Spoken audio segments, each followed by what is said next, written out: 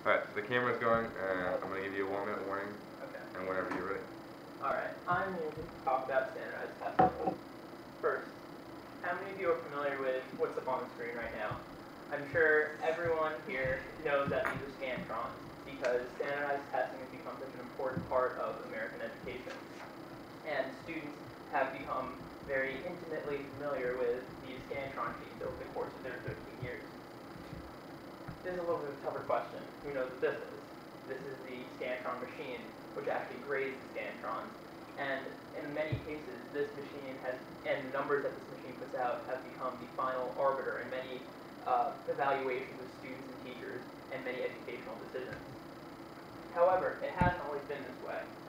Over time, scantrons have gained influence and importance in American education. And, for example, in 1980, only 29 states used any form of standardized testing, whether it be optional standardized tests, required standardized tests, or anything else. However, 18 years later, by 1998, 48 states required some form of standardized testing in order to graduate high school. And then in 2001, there was a controversial No Child Left Behind Act, which further increased the amount of standardized testing across the United States. It didn't necessarily set standards across, set federal standards across every state. However, it did increase the amount of time and effort gone into analyzing standardized data and test taking for all students in the United States. So now, going to an overview of what I'm going to talk about for the rest of the presentation. First, why standardized testing? Why is standardized testing so popular? Why has it grown so much? What are its benefits? Then I'll talk about what are the drawbacks to standardized testing. Why isn't it perfect? Why should we maybe look for alternatives? And finally, are there effective alternatives? So first, why standardized testing? In one word, it would be accountability. Standardized testing provides a lot of tangible data, measurable data on students, and by proxy, the ability of the teachers. It provides the same questions and tests for any student, regardless of the exact school they go to, their socioeconomic background, and it holds everyone to the same standard. Furthermore, it enforces goals for the students and teachers that they must meet over a period of time.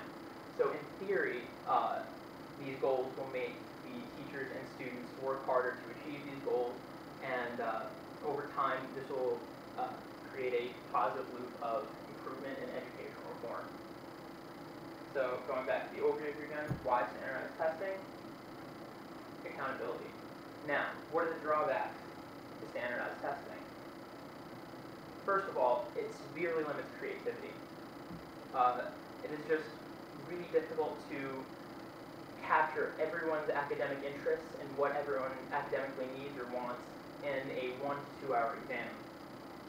Students may have academic interests which are not in the set standardized curriculum, but they cannot be embraced because everything needs to be packed into a 1 or 2 hour exam.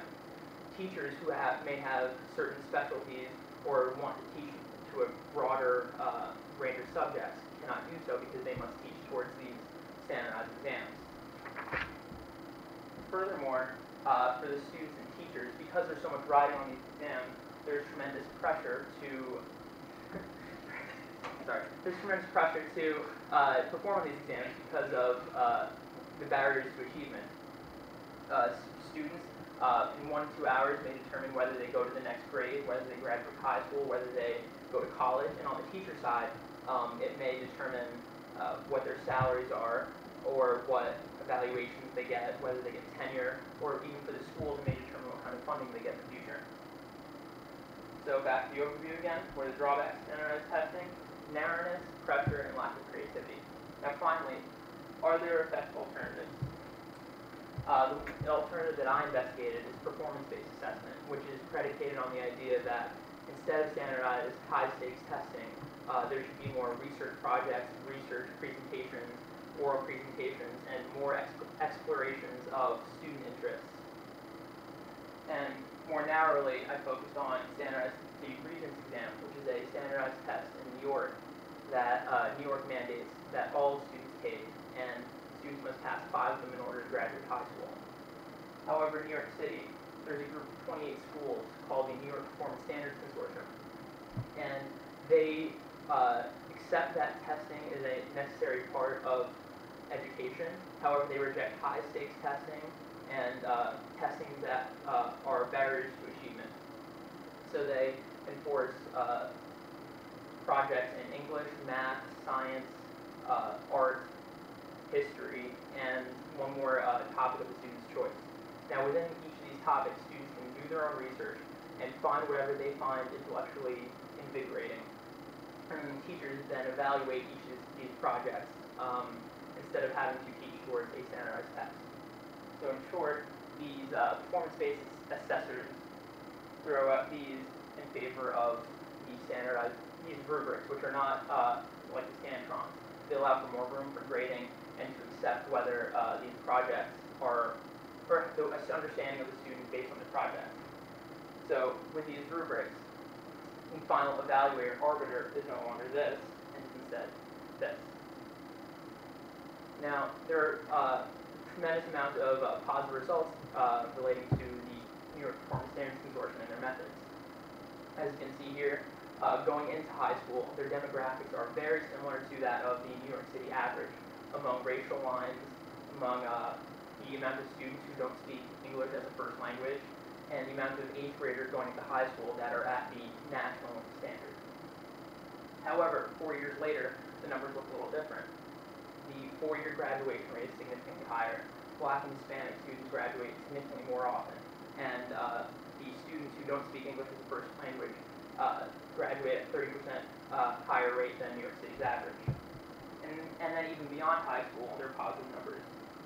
The Black and Hispanic college attendance rates for consortium schools are double that of the national average. So, are there effective alternatives? Yes, the performance-based assessment system. Now, in conclusion, can performance-based assessment be used for everyone? It obviously has some positive effects relating to it. However, the answer is a resounding no. Performance-based assessment requires a ton of commitment, responsibility, and effort by both students and teachers. And it is just simply implausible to expect 100% of American society and 100% of students and teachers to have this level of commitment, responsibility, and effort. Without those three things, the performance-based assessment system can go strongly awry. While investigating the consortium, I found that there were several schools over the years that have been kicked out of the consortium because they have not demonstrated commitment, this level of commitment, responsibility, and effort to the performance-based assessment program. If students are not really interested in their research topic or do the appropriate amount of research, or teachers are not doing strong evaluations, thorough evaluations of students, those numbers would not be where they are. However, just because it isn't for everyone doesn't mean it shouldn't be used at all. This performance-based assessment system should at least be seen as a viable alternative to standardized testing. For those students who are willing to put in the effort, and those teachers who do have a commitment, regardless of the student's socioeconomic, racial, or measurements of their prior intelligence and their background, they can improve and have these positive results that the consortium has had. So, in conclusion, no, performance-based assessment is not perfect, but at the very least, it should be seen as a way to emphasize that effort and commitment can be rewarded and can lead to positive results beyond the low standards and standardized tests.